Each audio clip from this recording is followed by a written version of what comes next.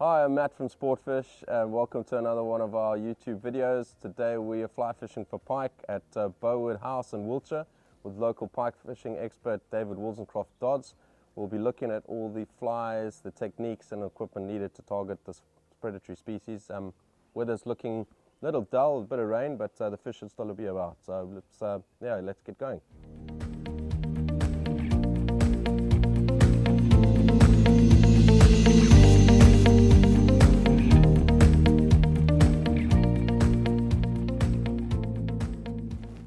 Fish along this shoreline and fish the drop-off. Okay.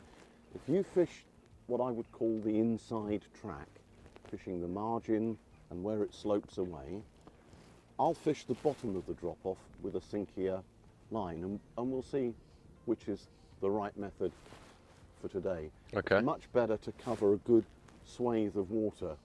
So rather than just make the same cast each time, try and change your angles. We want to cover the whole slice in front of the drift. Okay, very good. And the setup we've got is a 9 foot 10 weight? Yeah, it's a Sage, which I really like these. They're a smooth, progressive action, and they make casting big, hairy pike flies all day easy. It's typical Sage. They've made something that does the job. Yeah. The same with the lines. I use Rio outbound shorts, which got short heads, they load the rod quickly. They're not going to win casting tournaments, sure, but you can make consistent, good, long casts with a minimum of effort. Okay. And that's important because we're going to make a lot of casts in a day. It's not like bone fishing. So apart from looking for signs of fish, we're also going to be prospecting. You've got an intermediate and I'm using a 3" a second sinker. Okay, and then one straight piece of mono or fluorocarbon. It's straight 30-pound fluorocarbon and some a wire. wire trace, Rio wire bite tippet, which again is a great product. It's made for fly fishing, far, far better than the old 7-strand wire that people used to use in the days of bait fishing and lure fishing for pike. And then that fly, the flies you tie yourself? Yeah. That's very good. A basic bait fish pattern, 3-dimensional, so it looks good from underneath as well, and tied in yellow and orange to help cut through the murk. We've had a bit of rain, the feeder river has put a little bit of colour in. It's not perfect, but it's not an issue either. There's enough visibility, and certainly that yellow and orange will cut through, the pike will come for that. Excellent. I noticed there's a barbless hook too. Yeah, I for years have only used barbless hooks. They're ones designed by an old friend, Ad Sweer from Holland, and I think they're now called Partridge Absolute Predator hooks. They're perfect for the job. Relatively light in the wire, so the fly, you can fish it nice and slowly. It's not too inclined to sink. Okay, and then that loop, I can see that knot you use looks pretty good to give it a free swimming action. Yeah. I like to use a loop knot. I use a Rapala. It lets the fly wriggle. I use the same knot for heavy fluorocarbon leaders and small flies. If I'm, say, saltwater fishing the Baltic for sea trout, where I'm targeting big fish but using small flies, and the loop knot helps you keep some wriggle and action in the fly. Okay, good. Let's see if we can dig a few out.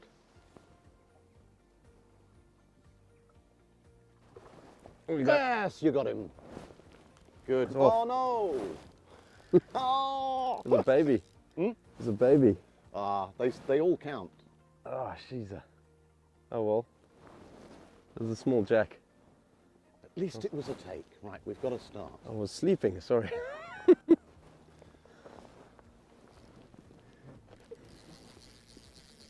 I've got the anchor out behind the boat, Matt. Okay, So, we'll make sure I keep it away from it. yeah, well done. Is it a big one or a little one? No, it's a jack. Jack. It's amazing, isn't it? They can still bend your rod. Oh yeah. That's a powerful And it's 10-weight gone right through. rod. A pretty fish. It might not be very big, but as the guide, I confess I count them all, Matt. You got This to. one- Thank you. This one counts. And they bend the rod, don't they? Oh, they do. We'll let this one back in, okay?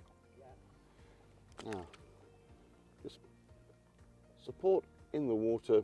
With the cool water like this, they go back really, really easily and well. Plenty of oxygen. There he goes. There he goes. The Thank first you. one. Good man. Good. Thanks very much. Hang on. Thanks a lot. Cheers.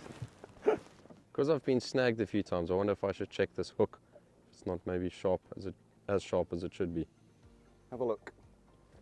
Something I was taught years ago by a good friend of mine back home is to drag the hook over your nail backwards.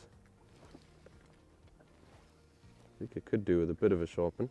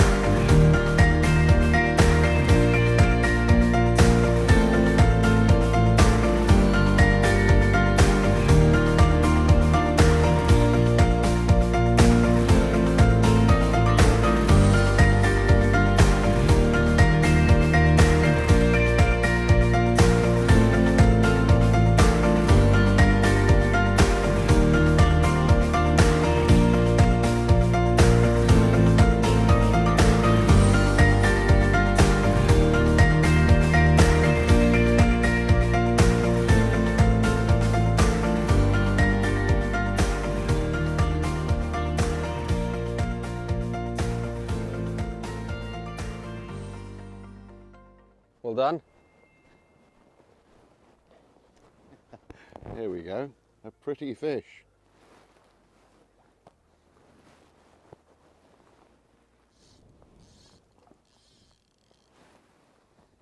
There it goes.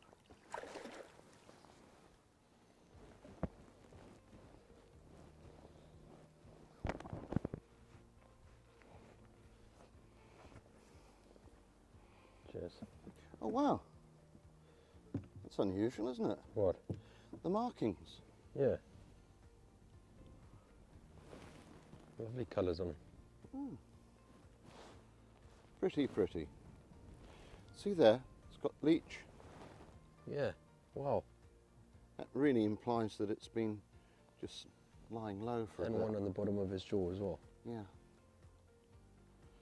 And you see these holes underneath? Yeah.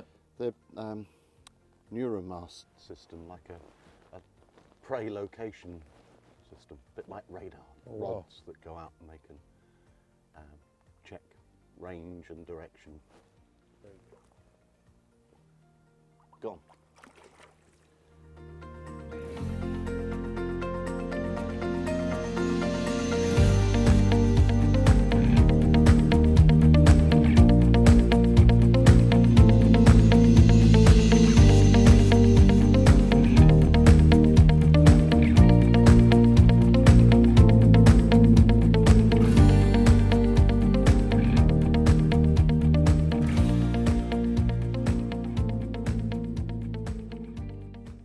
So despite the weather being a bit adverse, a bit of rain and wind, we still had a good day.